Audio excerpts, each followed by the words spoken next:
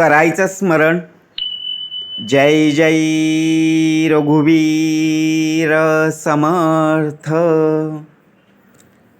श्री समर्थ कृपेने आज उत्तमाचा दिवस, वार गुरुवार, 14 डिसेंबर 2023. फार फार उत्तमाचा दिवस. मार्गशीर्ष महिन्यातील पहिला गुरुवार. समर्थ म्हणाले, पहिलाच प्रश्न आपल्या मनामध्ये उभा राहिला की मार्गशीर्ष मधले गुरुवार करावे की नाही करावे, केले तर काय मिळेल आणि नाही केले तर काय होईल, असा मनामध्ये प्रश्नचिन्ह उभा राहिला. म्हणून समर्थाने उत्तमाची पहिलीच ओवी जी दासबोधामध्ये मंगलाचरणामध्ये आपल्याला प्राप्त करून दिली. श्रोते पुसती कोण ग्रंथ, काय बोलिले जी येथ, श्रवण केलियाने प्राप्त काय आहे. आला मनामध्ये पहिलाच प्रश्न. मार्गशीर्ष महिन्यातील गुरुवार पूजावे की नाही. समर्थ म्हणाले, आपण ज्यावेळी प्रत्येक वेळी, समर्थ म्हणाले की आपल्याकडे ज्यावेळी संकट उभं राहतं, आपल्या या देहावर संपूर्णपणे प्रसंग ओढावतो, त्याच वेळी आपण कोणाचा धावा करतो. प्रत्यक्षपणे देवाचाच, ईश्वराचा, परमेश्वराचाच ना. मग त्याचसाठी केला होता आत्तास शेवटचा दिवस गोड व्हावा. म्हणून समर्थ म्हणाले, आपण गुरुवार पूजतो म्हणजे नेमकं काय, कशासाठी, याचं उत्तर आपल्याला माहिती असणं आवश्यक आहे. ह्याने आपण प्रत्यक्षपणे आपण एखादी माहिती वाचतो, एखादी वस्तू आपण घेतो, त्या गोष्टीचा आपल्याला उपयोग होईल यासाठी आपण घेतो की नाही. मग त्याचप्रमाणे आपण जर पाहिलं तर गुरुवार पूजावे की न पूजावे आणि पूजल्यावर काय मला प्राप्त होईल हे माहिती असणं आवश्यक आहे. कोणी विचारलं तुम्ही गुरुवार पूजले, परंतु ते गुरुवार पूजले तुम्हाला काय प्राप्त झाले, आपल्या मनामध्ये पहिलाच प्रश्न उभा राहिला. आपण काय बोलतो, अरे शेजारच्यांनी पूजले म्हणून मी त्यांचं बघून मी सुद्धा पूजले. पण आत्मप्रचिती काय, मनामध्ये पहिला प्रश्न उभा. समर्थ म्हणाले, याचं उत्तर आपल्याकडे असणं अपेक्षित आहे. प्रत्येकाचं उत्तर एकच. मार्गशीर्ष जे गुरुवार येतात, मार्गशीर्ष महिन्यामधले जे गुरुवार येतात त्यांचं पूजन केल्यावर आपल्याला लक्ष्मी प्राप्त होते. बरोबर आहे, सामर्थ्य. परंतु ज्याची लक्ष्मी आहे त्याच नारायणाला आपण जर प्रसन्न करून घेतलं तर जिथे नारायण आहे तिथे लक्ष्मी ही असणारच. काय उत्तमाचं आहे ना. म्हणून आपण ज्याप्रमाणे उपासना करत असतो, देवाची भक्ती करत असतो, देवाची पूजा करत असतो, त्याचप्रमाणे ही आपल्याला लक्ष्मी प्राप्त होणारच. परंतु आपण त्या लक्ष्मीसाठी, लक्ष्मी एक प्रकारचं बघा, आपल्या घरामध्ये जे काही आनंदी वातावरण आहे त्या आनंदी वातावरणामध्ये जे काही आपण कष्ट करून मिळवलेले आहेत त्यांचं फळ आपल्याला नक्कीच प्राप्त होणार आहे. म्हणून समर्थ म्हणाले, होणार ते होई नका, जाणार ते जाई नका, तुटली मनातील आशंका जन्म मृत्यूची.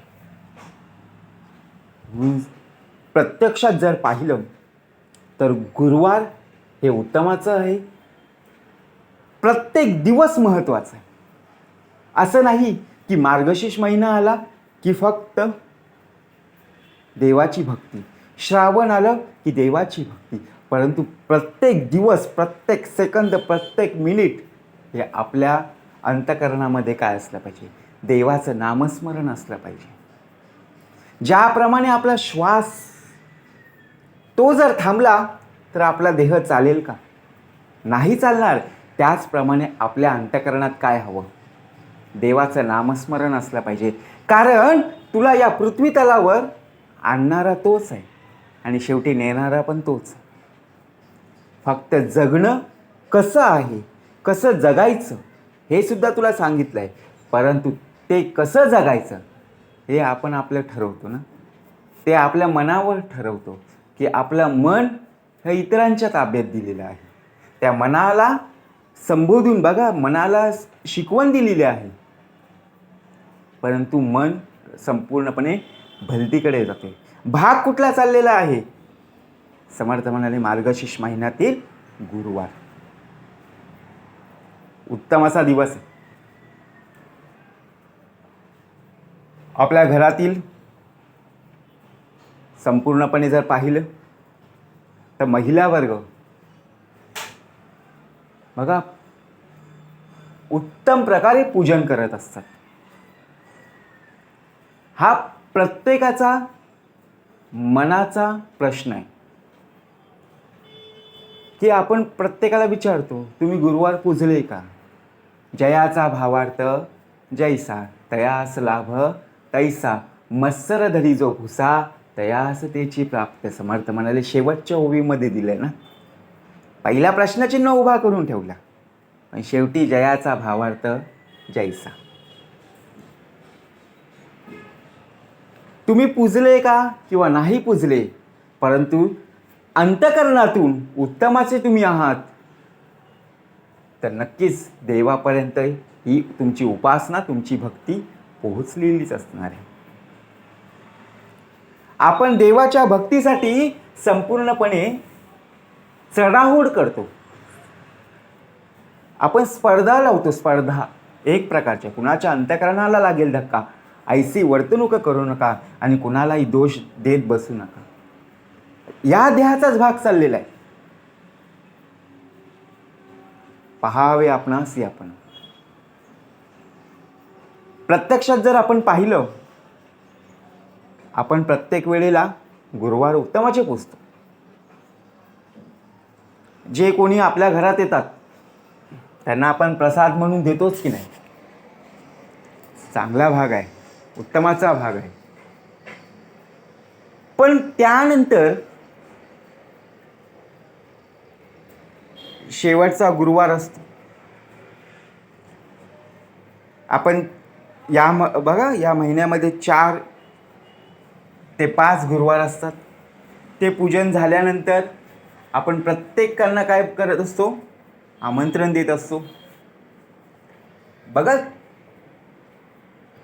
आपण देवाची भक्ती करतो का? प्रत्येक ठिकाणी जर पाहायला गेलो की चढाओढ असते. आपल्या घरामध्ये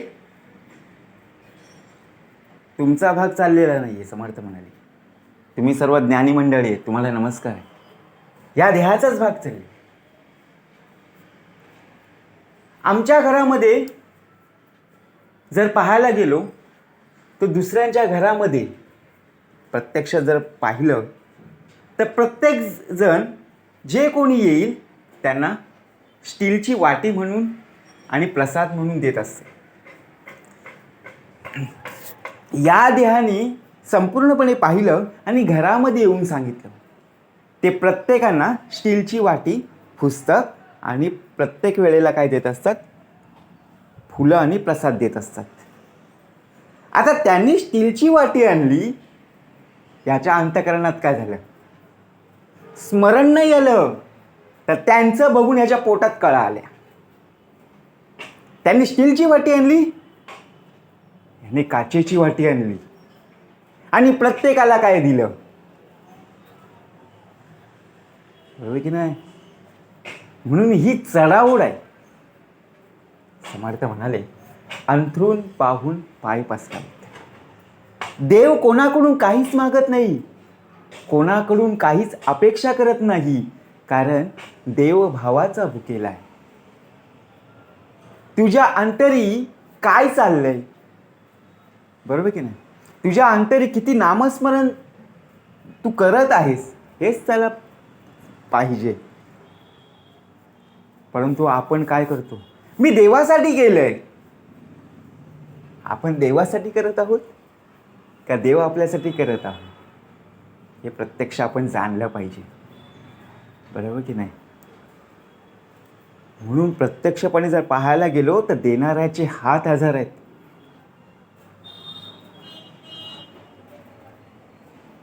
म्हणून आपल्या अंतःकरणातून शेवटपर्यंत, शेवटचा श्वास असेपर्यंत नामस्मरण आणि संपूर्णपणे उत्तमाचा संवाद असला पाहिजे.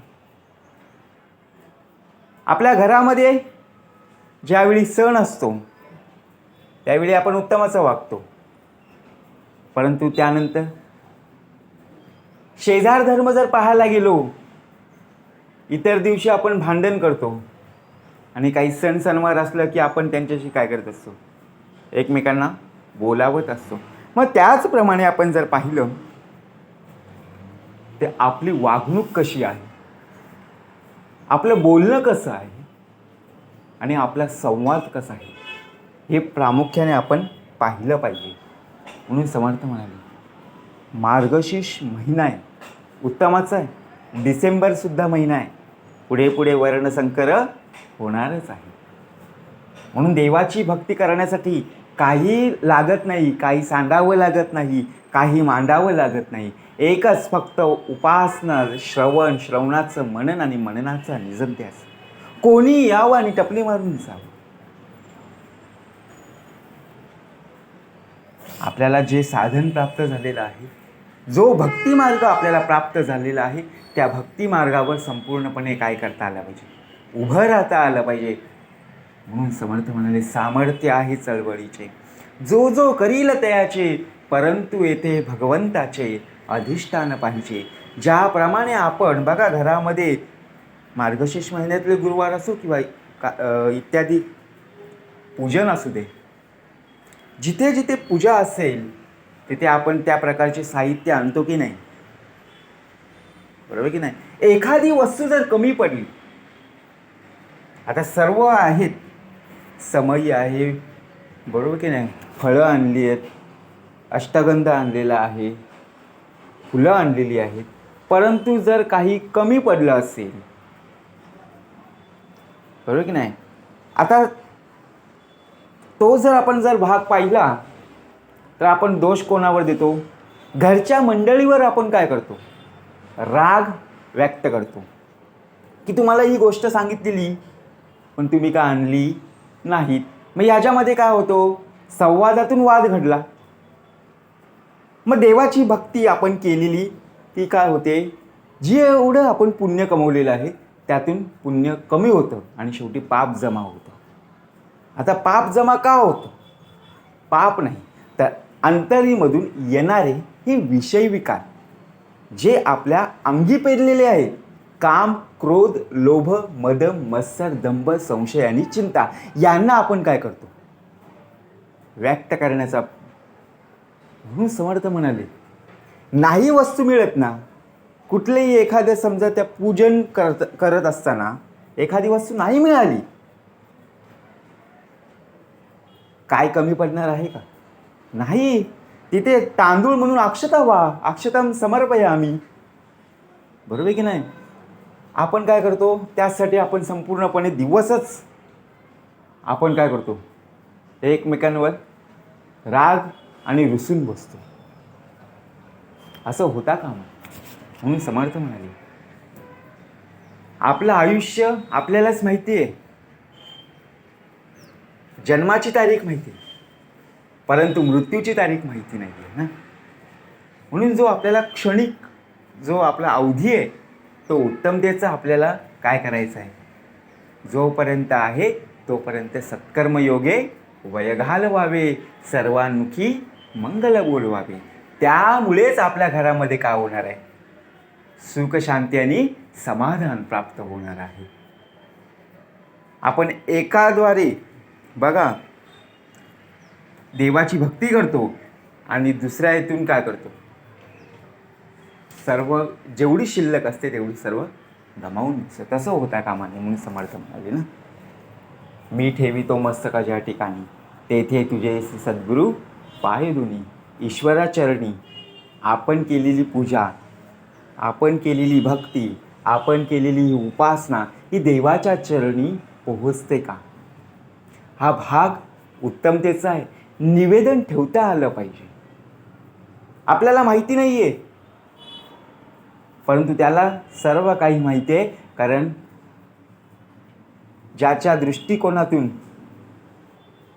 ऐसे काहीच नाही उरले म्हणून समर्थ म्हणाले. आपल्याला आत्ता आपण करत आहोत पूजा, आजचा दिवस आपल्याला माहिती आहे, परंतु उद्याची सकाळ आपण पाहिली नाही ना.